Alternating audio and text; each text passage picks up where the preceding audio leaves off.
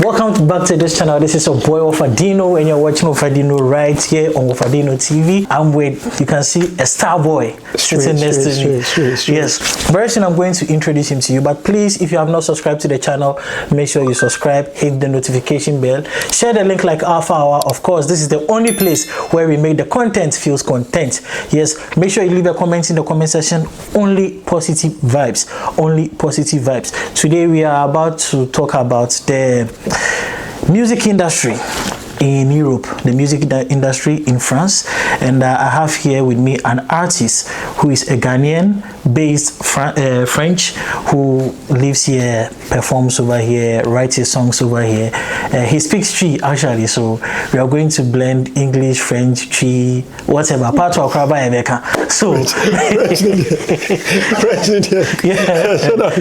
Oh, French, yeah. Oh, my French lady has okay. I know. Okay, no problem. So, okay, so I'm with Yaw Bruno. He's an artist, and he will introduce himself if I've left anything. Okay, so I mean, I'm just gonna make it very basic. I mean, for everyone too. So yeah, well, as he has already introduced me, I'm Yaw Bruno. My name is Yaw Bruno, and I'm a singer, songwriter, and I lean a bit into producing a bit, and I mean, trying to build my brand out here and all that. And we are still in the scene, trying to make it out here. Accents and bim. Exactly. Charlie. Yeah, so I'm with Yaw Bruno and trying to make it out here. So we're about to make it out here. So make sure you stay tuned and keep watching. Subscribe. Yeah, subscribe. You know what it is. Yes. So when did you move to France?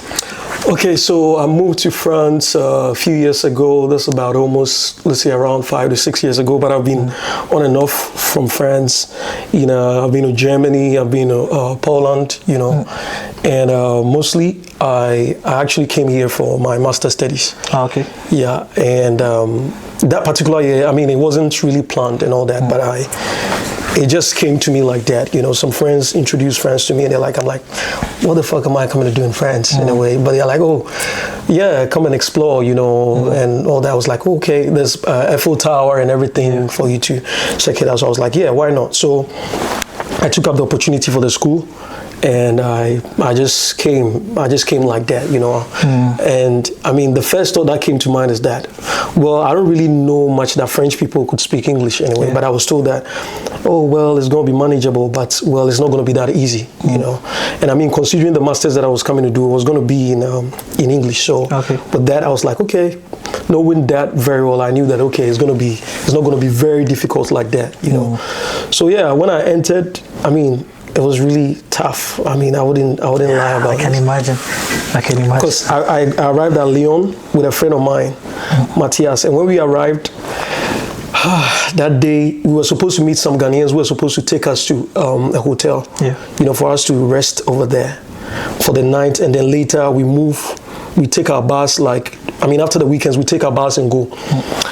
But then we got there the night, and it was very cold, and I didn't even take my jacket. Which month was it?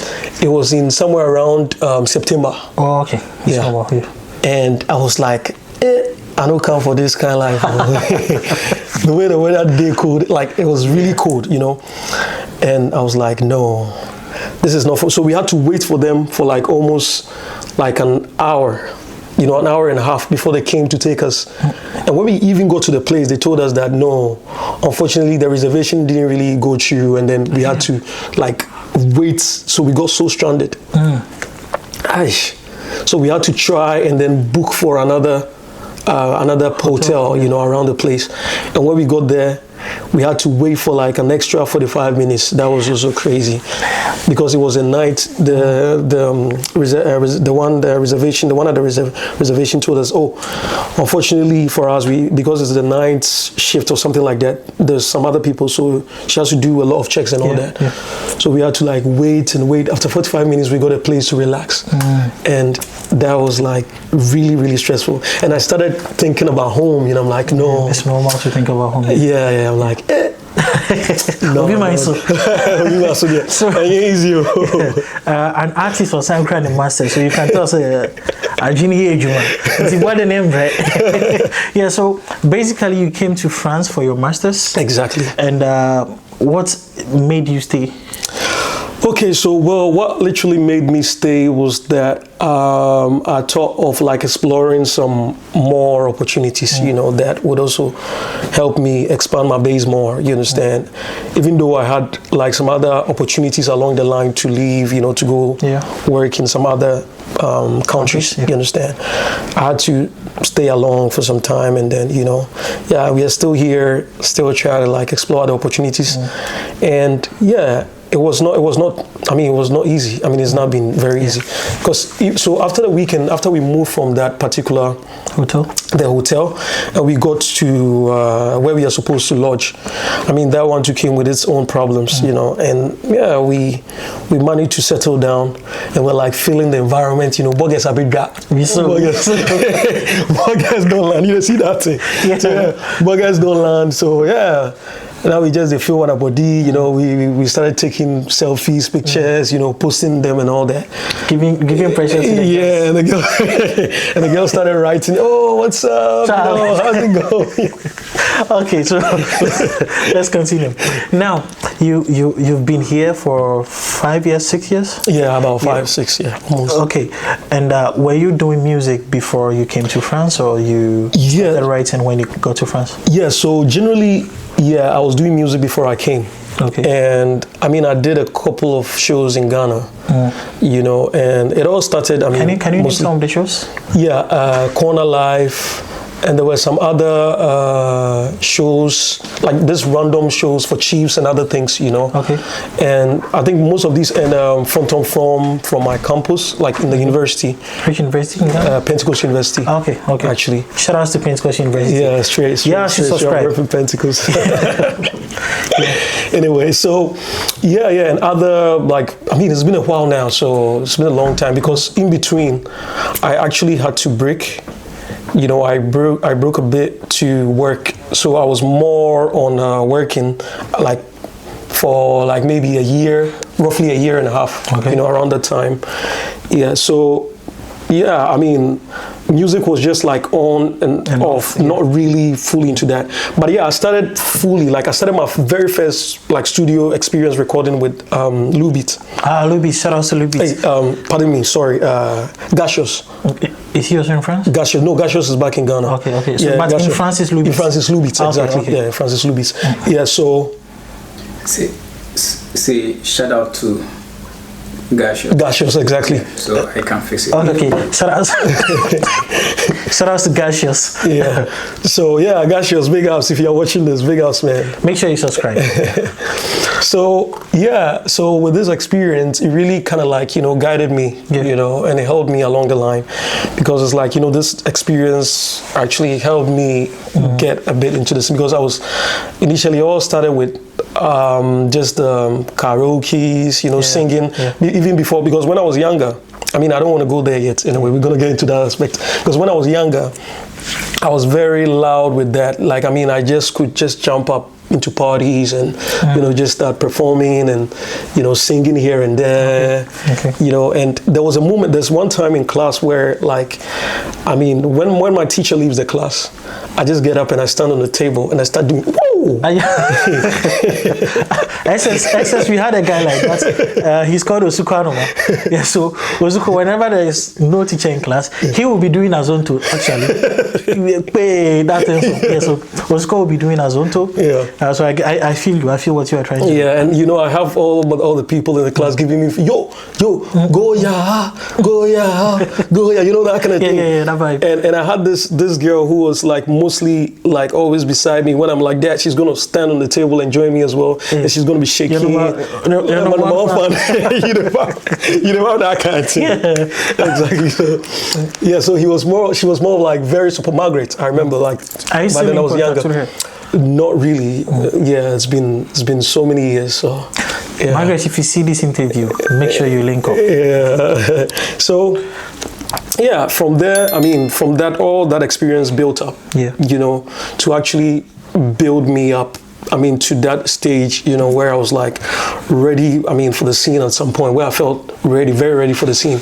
Because in high school, I was like really performing here and there, but it wasn't really a lot like that, you know. Okay. You would barely find me in the entertainment and all that, because I was more of like, you know, I was a very, reserved and very conservative type. I like to keep to myself. How can you be reserved and perform in class? Perform in class, yeah. How is that possible? Yeah, and the thing is that when I get in that state, I'm like a whole different person altogether. Oh, okay. As I come now. Exactly. Okay. You know? I get it. And the environment, everything around the environment is just like, it's only me. I'm the only person in that space doing my own thing. Sure. There's no one else. Okay. You know? I feel you. So now you are into music full time or half? Yeah, I wouldn't say full time. I would say a bit part time, and like kind of like there's a thing gap between the two, like part time and full. But I'm not really fully. So what genre do you do now? Okay, so I'm more into Afrobeats, you know, Afro, but a mixture of like with R&B, because I got an EP like from 3 years ago that had like 2 R&B songs and 2 kind of like Afro R&B and Manipo. Yeah, you know, that kind of thing. And it reminds me about something, you know, back in the university, I had friends who used to call me, you know, they're like, Charlie, I want you to sing for my woman. Yeah, and they will call me on their birthdays, and they're like, Charlie, my woman did the line top. And I'm like, okay. Well, what you do? Okay, so I feel you. So now, and you know, normally when you sing for the girls, they're like, oh, baby. Easy. And I try to cover up for them. Yeah. And later they're like, are you the one? Are you sure you're the one that sang? They're like, oh yeah, baby, I'm the one. I'm like, Charlie. Okay, now, so Afrobeat mixed with R&B? Yeah, Afrobeat mixed with R&B. And at some point I have only like one dancehall song, but I try to like do a bit of dancehall as well. Okay. You know, yes, I wanted to ask, with your dreadlocks, why don't you do dancehall? That's all. So I'm actually doing the Afro and R&B because I'm kind of like more, you know, you do what you are more inspired by, you understand, and what you really love. And I believe that in order to actually thrive in a particular domain, you understand, that passion has to be there. Yeah. You understand? If you are not really passionate about whatever you're doing, it's like you're not going to succeed. You understand? And you'll not go far, because looking at all the pitfalls and the struggles and the hustle and all that, you just give up. It's like someone going to music because they want to make money, you know. At the beginning phases, we allow him say, you know, for a fact that it's not easy. Yes, true. You know, it's not easy. Like, you have all the challenges and all that. And we shall talk about the challenges, don't worry. Exactly. You know, all the challenges that comes with it, and then the fact that you might even have one of the best songs ever, but if you don't have the machinery to all the resources and the people around you, you are just doing it in vain. It's not going to go anywhere, you know. Okay, so now let's talk about your thought process, your inspiration, and your writing process. How you go about them. Before you write, I know. Sometimes I write. Okay. And I notice you're even a rapper. Yeah, so check on your stuff. So I write based when I hear the instrumentals, then I feel that okay, this is something like it speaks to me personally. Like the beat talks to me, and I understand what the beat wants me to do. I've spoken to some people. They say they have to be in a dark room for them to be inspired. Wow. Some in the washrooms before they can build up whatever they want to do. Some on their trains and stuff. So, how is your thought process like? And what mostly inspires you to write? Okay, so when it comes to the inspiration, actually I get inspiration from diverse angles, you know, and mostly it just starts. You know, I started with beats. I started with beats normally with a friend as well. We just like freestyle on beats. Okay. But then it got to a point where sometimes I'll just be there. A friend tells me something, or maybe I hear something somewhere, or even like from my personal life, you know, certain things happened, and you know, it literally gingers me to, you know, come up with something or come up with a song or something like that, you know. So generally, what literally inspires me is like life events, you know, sometimes my experiences, you know, other experiences of people, what other people go through, you know, what I learn, I mean, generally from, I mean, all walks of life. Yeah. And one of the experiences is like, I mean, the broken heart stuff that I told you about. And then a friend of mine told me about a lady that he was dealing with. And then they had this situationship thing going on, you know, and along the line, the thing had to become very like serious. The girl wanted to make it serious, and the girl started becoming crazy. So I used that to write a song, and the title of the song was Mary Jane. The girl was called Mary Jane. Okay. So I put that in a song, and that day he was talking to me. I pieced up the song together, and then with this, I already had a beat. So with this, I just had to like put it together. And sometimes, you know, I have a little studio in my room, you know, so sometimes I just like, I'll just put up the structure. Yeah. So if I'm sleeping like this and I wake up from a dream, like maybe I have any weird dream or something, I just wake up like that. I'm like, hey, you know, then I start, you know, piecing things together, and I start like writing things, you know, and I'm like, okay, I have this melody, baby, baby, baby, you know, something like that. Then I'm like, okay, I have this melody, let me just try to piece it together. Then I just build it up from the chorus. Normally, you know, the chorus is always like the bass. Yeah. So I normally start with my chorus, that is like the focus. Then maybe I add a hook. Then I try to record both. Then if I have it down, then I know that, okay, I have the whole body, like the solid structure. Then the rest is, I can easily piece in the verses, okay. You know, and it makes it easy for me. Interesting. Yeah, and initially, you know, I used to record outside. I mean, outside, like in Paris, but it's very expensive. So, I mean, you can't really be, you know, recording, like paying every time like that. So I'm like, okay, so I made a decision that, okay, let me just buy the whole setup equipment. So I bought the equipment, and can you imagine? It took me like almost 2 years to actually steady recording. I mean, really learn the basics of recording actually, and then lean a bit into the producing aspect where, you know, I have to like mix slightly, and you know, and just with the beats making process, I've not really mastered that aspect of it, because I wanted to build that aspect of like the recording and, you know, the mixing aspects, especially getting a very clear and crisp vocals, you know, and be able to record some other people as well, you know. So yeah, it's been good so far. I wouldn't say it's very good. It's been very good because I've been able to record some other people, like friends and other people as well. And sometimes, you know, I've made some small cash, not really a lot, but you know, from that too. It can bypass Navigo. Exactly. Okay, so maybe one day we will do something together. Exactly. Yeah. So let's come to the challenges that you are facing as an artist living in France.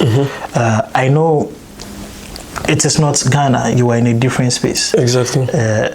Just as you mentioned, paying of studio session is sometimes expensive. Yeah, really. Aside that, what are the challenges that you face as an artist, a Ghanaian artist living in France?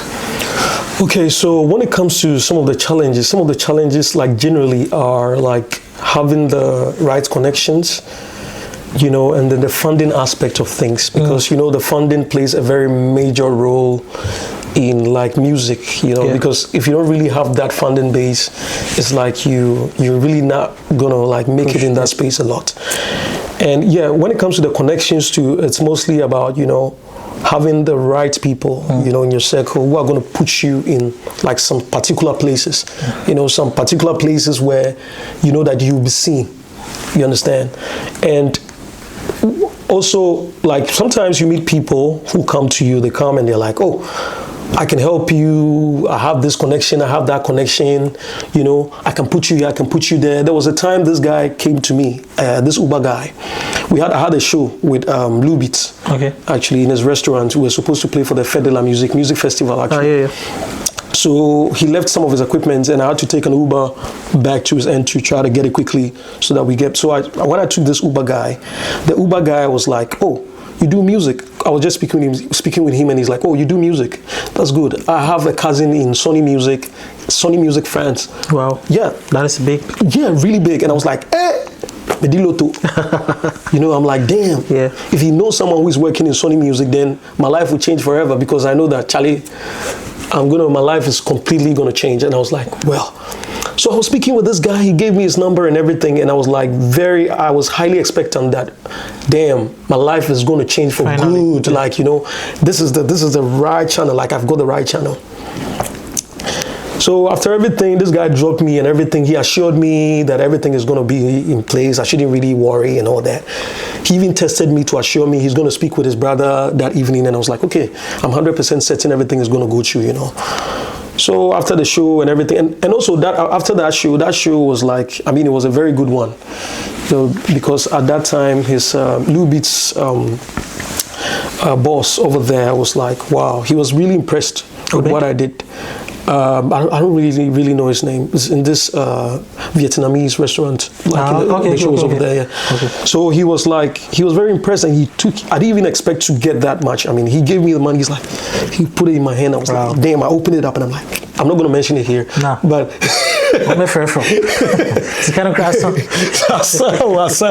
so he was like, take it. I was like, oi. I saw it and I told Luby, Charlie, your man gave me, and he's like, yeah, I got the voice, you know. I'm like, and I was very delighted that my voice is able to, you know, touch people. Yeah, exactly. You know, I love it when I sing. One thing about me is I love it when I sing. My joy is when I see the people going, oh, the ladies. Don't say the people, be specific. Bro, we know where you're coming from. The ladies. I would never let you. And I love to touch hearts. So the challenge that with that guy. So later on, I thought everything is settled and everything. Can you imagine? A week later, I called this guy. I'm like, yo, Charlie, Saba. The guy was like, yeah. So I'm like, bro, what's up? Like, how is it going? He's like, oh, I'll get back to you. Can you imagine? 2 months went by. I didn't hear anything from this guy. I kept texting him. I'm like, oh. So my Sony music dream is going or what? And at the back of my mind, I'm like, I was already telling like my friends, Charlie, you get some Won't try my name, man. Oh, Charlie, bro. And you know, I was already like, I had this mindset that, oh, like with my clothes and entourage and everything, you know, it's gonna be like very good, you understand? But then I didn't know that. Can I make it kind of cry? I know cry, say at the end, you know that kind of thing. Yeah, the small things. So later on, I tried to get in touch with the guy. I didn't really hear from him again. He never gave me any updates after then, and I was like, whoa, and that was it. And I had another guy who also proposed to me something like that. He was even telling me about this Atlantic deal stuff, you know. Yeah, he actually reached out to me in Paris, like all this, and I spoke with him a bit, and later on he was also not really giving me all the positive vibes, you know, kind of like on and off like that. And I'm like, oh, Charlie, this kind of thing, if you keep doing this, you know, and all of these things would really like make you frustrated in the space. I feel you. Yeah, you know. Yeah, but don't lose hope. I think the mere fact that people are trying to put you on a bigger platform is a good sign already. But just know when to break the news. Exactly. I think that's my problem. Yeah, you know? Just know when to break the news. When you get the news, just hold on to it. I suggest you pray till everything goes on. You sign the contracts, whatever contracts. Make sure you get your lawyers to go through everything, so that you don't sign your life away. Yeah. It's very and moreover, so this signing life away thing brings my mind to. There's this record label. I mean, I've had like 2-3 record labels reach out to me actually, and there was a time I discussed this with my manager as well, and then my biggest supporter, Don Dada. Yeah, I actually. Shout out to Don. Yeah. And you know, according to them, they gave me everything. They presented a very like suitable, very juicy one like that, and they're like, well, with the way things are, you know, I would have to pay a certain percentage of my share on the whole contract itself, because they don't want to come with like maybe a 360 deal, or like, you know, the 360 deal or 100% where they're going to take care of everything and they take a majority part of the royalties, and then they might probably give me like 30 or 20. So they wanted me to own majority part of my royalties, even if they signed me for a period of time. And they were based in Sweden, not Paris. Yeah. And I was like, oh, a record label in Sweden and not in Paris, I don't think it's going to be very helpful, because I'm based in Paris. Yeah. You understand? So if the record label is in Sweden... And they were expecting you to pay? Yeah, they were expecting me to pay, actually. And I did a background check on them, and they seemed very authentic as well. Bro. You know, so I did so many research and checks on them, but then it seemed like it was a scam actually. Yeah.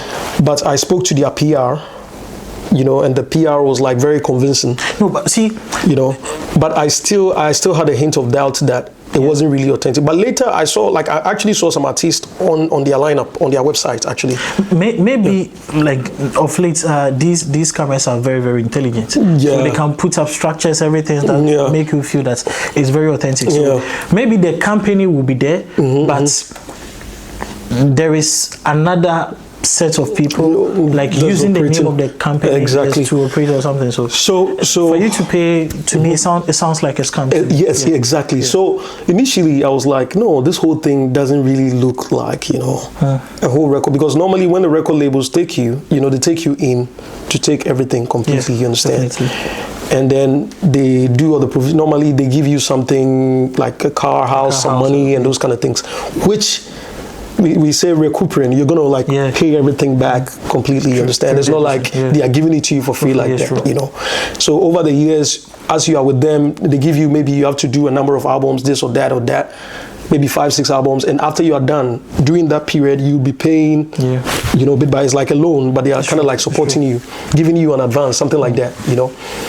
So with that, I was really, so the PR guy was, I mean, when he was speaking with me, I told him, look, I know like a very traditional label doesn't really ask you to pay. You know, you don't have to pay, because I don't understand why they're asking me to pay something like that. And he was like, oh, this is how they operate. And I went onto their YouTube, and then their official website. I went to their Instagram page just to check, you know, and I wrote some of the artists on board. I did a very deep cross-check to check on their Instagram. So I wrote maybe 2 or 3 of them before I spoke with my people, you know. Did they reply, the artists? Yeah, one of them replied actually, and they were telling me, yeah, like it exists like that. There's something like that. And I was like, wow, I never know about it. This is crazy. That's new to me too. Yeah. So I was like, whoa. I mean, this is my first time hearing something like that. So yeah, they told me if I want, they are going to do it. So instead of me paying like 40%, they can do it like I'm going to pay like a 20 or 10%, and they are going to take like the rest of maybe 90 or. But I still wasn't really down for it, because in my head, don't worry, you get a better deal. Exactly. I've even had another, like I said, I've had another one from this Indian. I don't know if it's scam or what. I think you are very lucky. Really? Yeah, because you are the first artist that I've spoken to that has gotten a lot of deals. Oh. Okay, I've spoken to some. They are the ones. They've not even gotten a proposal. Whoa, that's crazy. So for you to have like 2, 3, 4 deals, that means you're actually doing something good. So keep it up and keep doing it. Thanks. Now let's talk. And then there's one last thing that I want to add. So one of them, you know how AI has dominated the scene now? Yeah. They reached out to me. They're like, okay, we want to give you money, right? And we want to release a song on your catalog. And this song, we are gonna put the artist as you. And actually, what we did was we actually studied your Spotify profile, and we synced your voice with an AI song that we already have. And we are gonna release the song on your catalog. We give you some money, and then with the money, you're gonna keep it to yourself. You do whatever you want to do with it. We'll give you some royalties and everything, but then we are going to push the song. We'll push your Instagram and everything. I mean, my socials, my YouTube, TikTok, whatever. Yeah. And with this, they'll release the song in my name. I said, AI, not my voice. I beg. Lie. I don't want it. Take your thing. And I was speaking with my manager by then, and I told her, I'm like, look, this thing is, she's like, in my head, you know, the money they presented, you know, around that time. You needed it, Charlie. You needed if I tell you, how bad will it be if they are only using just one of your songs? Yeah, so it would have been extremely bad to the extent that it would actually tarnish my reputation, to the extent that when people get to realize that, I mean, it's AI and it's not the original you, because along the line, people would definitely get to know. And it would definitely tarnish my image as an artist. You know, they can do other, I mean, they can push it, it's going to go far. I don't know if you know these stories of where a group that was actually that was actually performing songs that they didn't sing. Yeah. They even won Grammys on it. Yeah. You understand? But along the line, when they were caught, they took they stripped them of all the Grammys they had. Milli Vanilli or something like that, if you know them. Yeah, and it was really bad for them. They even went into a deep depression. Wow. And for me, I mean, what do you think about it personally? Would you take a deal like that? So I don't know the intuitus of the contract, so I can't say. But if it's only one track, and at that moment you needed money, bro, it's not like you are killing someone. Just one track, and you get to keep the rest of your songs. You get to get your royalties. Bro, a lot of most of your songs can cover up for that one. So personally, I would have gone in for that one. For that moment in particular, you would have gone. Okay, so maybe if after going through the contract, maybe I would have. I can't tell. Yeah. No. Would you have? You touch money. Bro. See how comments in the comment section. Some are saying no, some are saying yes. Will you go for a deal, a contract, where they are giving you a house, a car, a huge amount of money, but they are using one of your songs, just one, and use AI to preach the song? Like AI is going to sing the song as if it is you. Let me correct this aspect. Sure. It's not AI going to sing Basongo. Okay. It's using AI voice, a clone voice of mine. Okay. You understand? Yeah. A clone voice, not if it was my actual voice. A clone voice of yours. So in a way, so your voice. And you know the funny thing, when you listen to the song, it sounds as you. But you can hear my voice, but you can still feel AI. Yeah. Like it's very AI. So where I find it to be dangerous is that maybe after cloning one voice, like one song, they'll be doing multiple songs without your knowledge. Exactly. That is what could be the problem. Aside that, probably I would have gone for it. Man must eat. Now we don't have enough time, but let's talk about some of the pressing issues that we have in France. You see, I have spoken to some of the Ghanaian artists living in France, and from their conversation, you could tell they have a lot of problems, a lot of challenges, especially with event organizers in France. Ghanaian event organizers in France. Let me be specific. Most of the artists have this perception that event organizers in France do not respect Ghanaian talents in France. Yeah. So when it comes to this thing, I actually believe that, most of the time, this music space, they are always looking out for people who are already buzzing at a particular moment. So if you are not really buzzing like that, they don't really give you that attention, which is really bad compared to Nigerians where, in the Ghanaian space, Nigerians who appreciate even their upcoming talents, you understand? For them, they can even pick up an upcoming talent, who's got at least some few resources around them, and really pay them, a substantial amount of money for them to actually go on like that. But I believe the Ghanaian space really need to do much better when it comes to that aspect of things, because it's time that sometimes they have to also look at the upcoming ones to nurture them. But they believe, okay, I'm already looking for someone who's already cooked. So we don't really have to. And they have this mindset that they say that, they believe, generally, if you're out here, you're already doing good for yourself. You can already survive in the space generally. The thing is, see, these organizers know, they know, let me look into the camera and say it, they know that talent here really go through a lot. In putting up their song. The studio session, they know it's not for free. However, when there is a show, they make it look as if they are making you a favor by putting you on that platform. So instead of, let's say, they paying you, they'll go like, oh, say, yeah, my platform, no. However, they'll go and bring someone from Ghana, pay the person like 2,000 euros, 3,000 euros, 5,000 probably, to come and perform. Whilst we have Ghanaian artists over here who Well, performs and move the crowd over here. Exactly. Like that is something that personally I see is a challenge. That was where that artist was coming from, that he feels they are not being respected a lot. Yeah. Do you share the same opinion? Well, generally, so when it comes to the Ghana event organizers, I've not really had a lot of experiences with them. Yeah, except like mostly back in Ghana.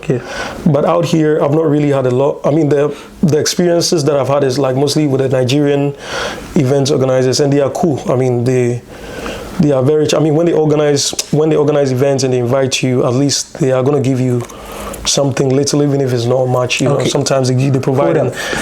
Okay. So Ghanaian event organizers in France, he just said, when Nigerians organize an event, irrespective of your caliber, you being an upcoming artist, buzzing or not, once you are built, you are put on the stage, they make sure you are getting something. Yeah. Please, Ghana can equally do the same thing.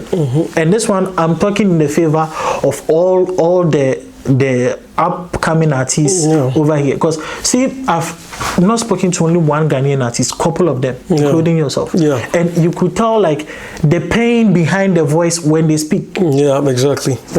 When they speak, it's not easy. You speak to a Ghanaian organizer will tell you, oh, let us all support. We are doing it for Ghana. We are doing it for the Ghana community, so that Ghana community like will have a beautiful image in the sight of the people. They will do whatever and they'll tell like, oh, come and perform. And the artists, you let me hold on to that. And even in Ghana, I had that challenge as well, you know. And it's like, I don't know why the event organizers are like that, because when they invite you to the show and you go, they don't really like the other artist said, you know, they don't really respect you like that, because they think since you are an upcoming, you don't really have any value, you know, you are not worth it or something like that. But they don't know, as a result of doing that, you know, this would motivate the artist to actually, you know, like put in more work. Yeah, put in more work, you know. And if the artist is even able to get to a certain height and they have that kind of like cordial relationship with them, you know, there's going to be more like chances and more things. I mean, they are going to be more, I mean, they are going to charge less, let me say, but I'm sure that some of them are going to say now, but yeah, so my experience in Ghana, when they invite you on a show, like some of these shows, like they just say, yeah, we are giving you the platform. So basically, we just want you to be on the platform to perform. And yeah, sometimes even they just give you a bottle of water and then you just have to leave. And sometimes too, another problem with them too is that they don't really prep the program very well. You go and the speakers, you know, the speakers, there was a pool party that was invited to perform with some other artists on board, you know. And it's been so many years back. I remember there was this artist that was also like buzzing. He was already at the top as well. And I went with this guy and we got to the platform, and then I took the mic, and the sound that I had coming from the system itself, you know, was so bad. I was like, what? You know? Okay, I feel you. Now, with the problem that we are having here, you are an artist. What do you think can be done to solve that problem of Ghanaian artists or Ghanaian talents living in France to like of not being paid? What can be done for them to start earning something? Oh, I think basically I asked this question. Let me add it to. I was like, do you think maybe it is your team who is not able to negotiate well on your behalf? But it appears that it is not the team, but it's just like the organizers just don't want to give them. They feel they are entitled to the upcoming artist because they are giving him the platform. Exactly.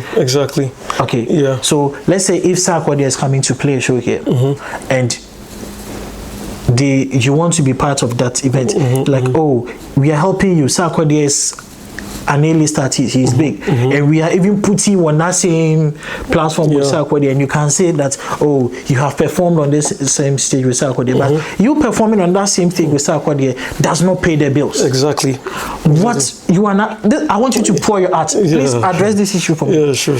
What should be done? as an artist so that these problems will be resolved? Yeah, so I personally think that, you know, now with the music, there's a lot of like expenses and so many things that goes into it, you understand? So if normally there should be, if there's a community, you know, a community like that where there's like a pool of fans or something like that, you know, that they can actually distribute, especially when they are having some of these shows, is actually going to really help, you understand? And when there's this unity, it's like this person comes together, this other person comes together, or that other person comes together, they put their heads together like, okay, as we are organizing this show, we are kind of like, we are not really going in with the mindset that, oh, we are just doing this just because we want to put them in the light. You know, we are also doing this to show them that we love them, we support them as well, you understand? And we know the hassles, we know all the funds, the expenses and everything they incur with whatever they are doing, you know, and make some provisions, at least if they can, you know, like within the community, you know, if certain provisions can be made, and even with sponsorships, if there's like much sponsorships where, I mean, investors can also come on board specifically for some of these, you know, I mean, some of the upcoming artists like me and, you know, all other upcoming artists, it's really going to help a lot, you know. And like you said, sometimes it doesn't really have to be like that huge, but I believe that, you know, with just the community, you understand, everything's a community, and then if there's some kind of funds like that is, you know, set aside for that particular thing, it's really going to help, you understand? With this being said, okay, it leads me to my next question. Do you think the artists here are supposed to get like Ghanaian France Artists Union or something like, as we have Gambro, is it Gambro? Gambro, yeah. Gambro, yeah. Yeah, and whatever, Musica, whatever. Yeah. Do you think we should have that in order to regulate or solve some of these issues? Should it be so? I think, yeah, I mean, if there's something like that out here, it's also going to be very relevant. I mean, and very helpful for the Ghanaian community as a whole. You know, I believe there's not really a solid, you know, Ghanaian music community here in France. Definitely. That's one thing I've noticed. And you know, everything is about community. Yeah. Community, you understand? And that's what Nigerians have over us. That's like, they move with the community. You understand? So with our music scene, I mean, if you take someone like Ashake, Wizkid, Burna Boy, all these top tier guys, you know, trust me.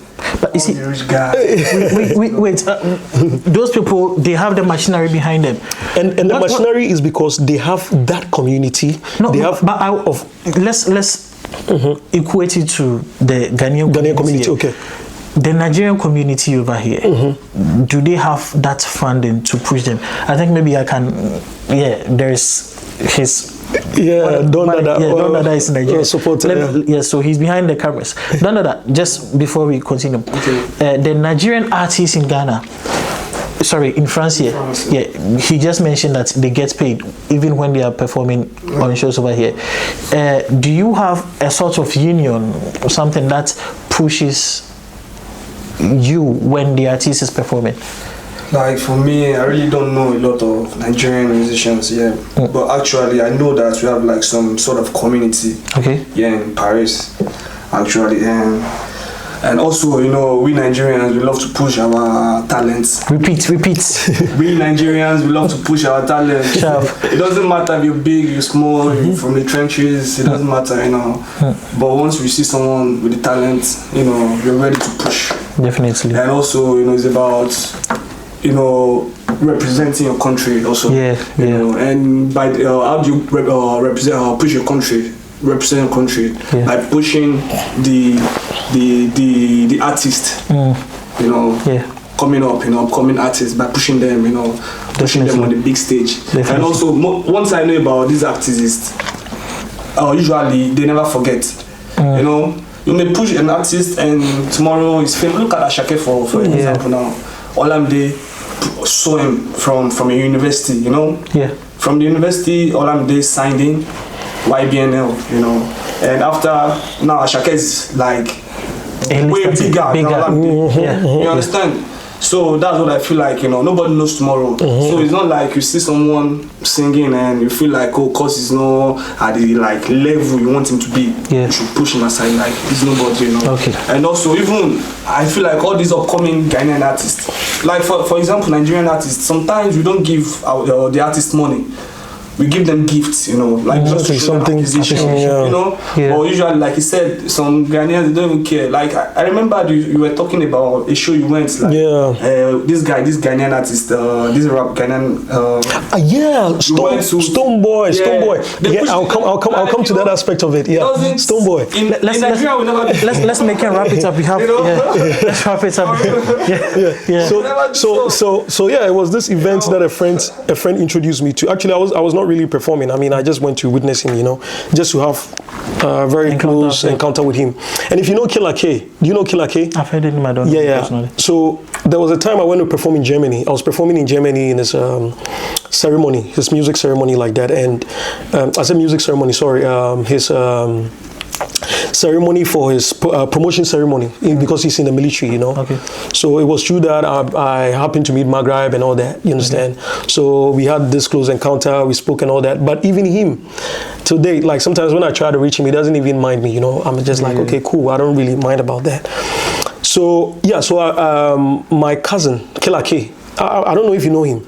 Killer K. Yeah, so through my cousin, he mentioned Stoneboy to me. Stoneboy he went for a show in the States, and actually over there, he went to live with him around the place, and he used to send me videos of him in his Jeep with Stoneboy and all that, So he was telling me, he wants me to do a collab with him. And actually along the line, he was there with his, I think Stoneboy was also sleeping at his friend's place or something like that, Yeah, so when Stoneboy came, when I knew Stoneboy was going to that event, I was like, let me take this opportunity to, actually meet him. I went there, I got to the platform, and when I got there, the security guys were like, and it was not even a very high platform, it was very low where you can easily get closer to some of these guys, I got there and the guy was like, oh no, you cannot enter. Some of the security men was like, oh, you cannot enter. I was like, I know this guy, I know this Stoneboy guy, and I just want to, speak to him briefly, even if he can come closer. I'm not armed or anything. The guy said, no, unless he informs one of the DJs around to call him. Okay. So, because he had finished performing by then. So he came. So when he came, I said he even came. He didn't even come. I tried to call him. I was like, he asked, do you know this guy? The DJ asked him, do you know this guy? And Stone was like, no, I don't know him. I don't know who it is. And I even mentioned Killer K because, he spent some time with Killer K, Killer K's cousin. He said no. And I was like, I just want to wave him, he shouldn't even. I think, I feel you. I get what you're coming from. I think this one we can't be so strict on. Exactly. On Stone for that. Yeah. Well, generally I was very hurt at it. I get you dying to meet your idol and that is bad. And I was just waving him from one side. I was like, but this guy didn't really mind. I was like, no problem. I get it. I personally have met Stoneboy and he was cool with me. Okay. I had an interview with him. He was cool with me. Okay. It's not because I had an interview with him. But I feel we can't be harsh on him in this sense because if your cousin had been with you, he would have anybody can come and say, I know this person, so maybe security reasons. Exactly. So after that, I was actually thinking that maybe it was because of those security reasons and those kind of things, Okay, so guys, very soon we'll be wrapping up. It has been an interesting conversation. Please make sure you keep the comment section lively. Share the link like Alpha Hour. And subscribe if you have not. Yes, subscribe. Help us hit 1K. We can hit 1K very soon. Help us hit 1K. And also with some other things that I want to add on to, the solutions. For the for helping the community. The Ghanaian community here. I think one thing I've also noticed is that the Ghanaian artists. Personally, I believe the Ghanaian artists here don't really know each other. Like I said, the community. Don't worry, that one I've planned to bring you all together. Exactly. To have a podcast session. all the artists here that I know, we are going to have that. And I think there should be a lot of like collaborations amongst the Ghanaian artists. You understand? And then there should also be like, you know, that support from each other. It's not like, oh, continue, only me, let me go. And sometimes I say this thing, you know, I like people's stuff, I share their stuff. I mean, when I see an artist that is doing well, and I follow them, they would never share your stuff. They will never like it. They will never comment. The artists I interviewed also said the same thing that you are saying, that they don't share, they don't like. They would rather share memes instead of promoting. Exactly. So and they'll prefer to share a big artist own than share your own. You understand? We have a lot of work to do if we really want to promote the talent that we have in France, the Ghanaian talent that we have in France. Bro, it has been in Europe actually. Yes, it has been a great conversation with you. We need to wrap up and leave. Your last words to your fans, to the viewers who just discovered you, and what do you have to tell them? Yeah, so to all my fans out there and to everyone supporting the Yaw Bruno movement, I mean, and to some of my people from back in Ghana who have helped me, you know, since then, I just want to say I'm grateful to you guys, because if not you guys, I wouldn't really, you know, be at this particular point of my life where I'm still on it, you know. And I just want to also say that they should also keep, supporting. They should support their own, you know, and not always be looking at the superstars, like the big superstars, you know.